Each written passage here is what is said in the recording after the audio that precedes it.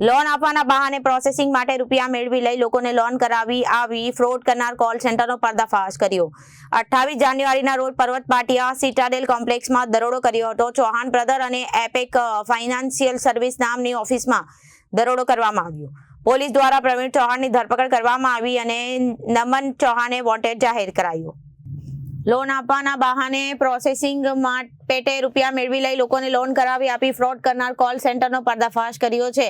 28 જાન્યુઆરીના રોજ પર્વત પાટિયા સિટાડેલ કોમ્પ્લેક્સમાં દરોડો પાડ્યો હતો અને Chauhan brothers and Apec financial service નામની ઓફિસમાં દરોડો કરવામાં આવ્યો હતો। પોલીસ દ્વારા પ્રવીણ ચૌહાણની ધરપકડ કરવામાં આવી અને નમન ચૌહાણને વોન્ટેડ જાહેર કરાયો।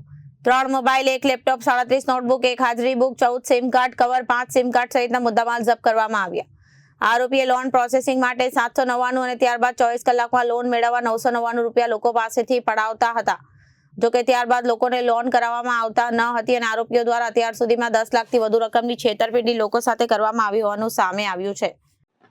સુરત શહેર સાયબર ક્રાઇમ સેલ દ્વારા ગઈકાલે એક પર્વત પાટિયા ખાતે એક રેડ કરવામાં આવી હતી, જેમાં એપિક ફાઇનાન્શિયલ સર્વિસ નામની એક ઓફિસ ચાલતી હતી, જેમાં અમે લોકોને બાતમી મળી હતી કે ત્યાં એ લોકો લોન મળી જશે 1 થી 2 દિવસમાં એવી ખોટી લાલચ આપી લોનની પ્રોસેસિંગ ફી લઈ લેતા હતા કસ્ટમર્સ પાસેથી અને એમને લોનની પ્રોસેસિંગ નહીં કરતા હતા। એવી રીતે બાતમી મળતા અમે લોકો ત્યારે જ્યાં રેડ કરી તો ત્યાં એક સંચાલક અને એના સિવાય 6 ટેલિકોલર્સ ત્યાંથી મળી આવ્યા અને પૂછપરછ કરતા, તપાસ કરતા અને તમામ ડોક્યુમેન્ટ જોતા ખબર પડી કે એ લોકો 5 થી 5 લાખ રૂપિયા જેટલાની લોનની વિશ્વાસ આપતા હતા કે 1 થી 2 દિવસમાં ઝડપથી અમે લોકોએ પ્રોસેસ કરાવી દઈશું અને એવી વિશ્વાસ આપીને સામેવાળાથી 799 અને 999 રૂપીઝ લોન પ્રોસેસિંગ ફીના નામે લઈ લેતા હતા અને પછી એમની લોન નથી પ્રોસેસ કરાવતા હતા।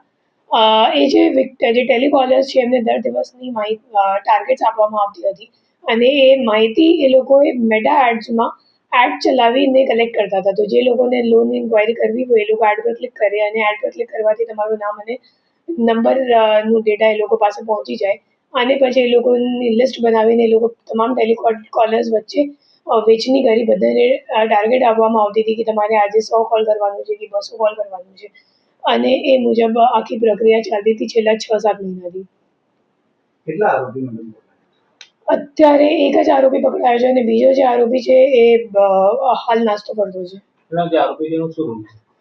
બેઝિકલી જે આરોપી છે એ અગાઉ એક જગ્યા કામ કરેલું છે અને એને ખબર પડી ગઈ કે કેવી રીતે મતલબ એક લોન એજન્ટ તરીકે કામ ચાલુ છે હાલ માર્કેટમાં।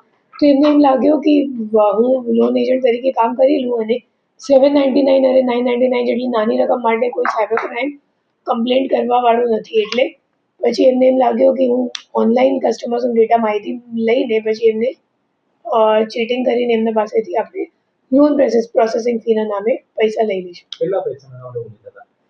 એ લોકો 799 999 મુજબ અને જે ટેલિકોલર સાથે વાતચીત થઈ તો એમાં દર દિવસનું તમે સમજી શકો 20 થી 30 જેટલા માણસો કન્વર્ટ થઈ જતા હતા કે લોન પ્રોસેસિંગ ફી આપવા માટે રાજી થઈ જતા હતા અને એ મુજબ આપણે અંદાજે અમે લોકોને લાગે છે કે 10 લાખ રૂપિયા જેટલાનું એમને છેતરપિંડી કરીએ છીએ। કેટલા સુધી લોકો સાથે લોનની છેતરપિંડી કરી ચૂક્યો છે? મહિનાનું એમ લાગે છે કે 600 થી 700 જેટલા વિક્ટિમ્સ થઈ શકશે। તો અત્યાર સુધીમાં 3000 જેટલા થશે, 3-3.5 કેટલા સમયથી ચાલતું? 6 મહિનાનું તો કન્ફર્મ થઈ ગયું છે કે 6 મહિનાથી ચાલે જ છે। નંબર કેવી રીતના કલેક્ટ કરતા હતા? મેટા એડ્સ પર એડ ચલાવતા હતા અને જેને લોન જોતું હોય એ લોકો એડ પર ક્લિક કરે તો એમનું નામ અને મોબાઈલ નંબર એમને મળી જાય। પછી એ મોબાઈલ નંબર આધારે એ લોકો ટેલિકોલર્સ મારફતે કોલ કરાવતા હતા કે તમે હવે એમને કોલ કરીને એમને કન્વિન્સ કરીને એમની પાસેથી લોન પ્રોસેસિંગ લઈ લો। Reporter Arvind Rathod, Janadesh news, Surat.